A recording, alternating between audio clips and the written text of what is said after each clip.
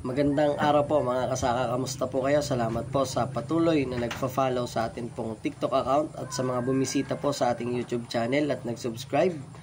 Maraming salamat po. So ito pong hawak ko ngayon, ito po ay Pyro. Ito po isang glyphosate. Ito po ay produkto syempre ng Esertec Corporation. Ito po ay pwede natin gamitin pang spray sa mga pesting damo. Ito po ay non-selective. Ibig sabihin marami pong kayang patayin. Wala pong pinipili.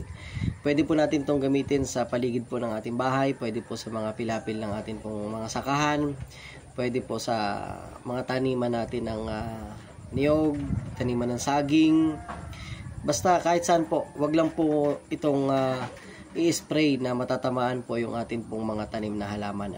Sa madalit salita, ito po ay pang clearing. Ito pong hawak ko na ito is 1 liter na po. Napakamura lang po nito. Siguro makakabili po kayo nito from 350 to 450 pesos lang. Itong litro na ito. At syempre available din po ito in gallon.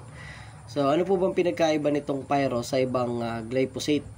Napakaraming glyphosate na mabibili po kayo sa mga agri-supply.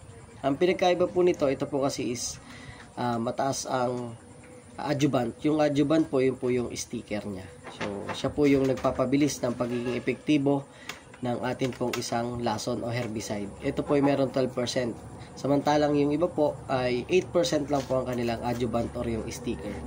Kaya pag Pyro po yung inyong ginamit, kapag nag-spray po kayo 1 to 2 hours, umulan siya, so wag po kayo magalala kasi patay na po dun yung mga damo. So itanong nyo lang po sa mga suki ninyong agricultural supply, ito pong Pyro. Sabihin nyo po ay product ng Esertec Corporation. At kung wala po, pwede po kayo mag-check sa Shopee. So yun, sana po ay makagamit kayo nitong Pyro 480 SL. Salamat po. Happy farming.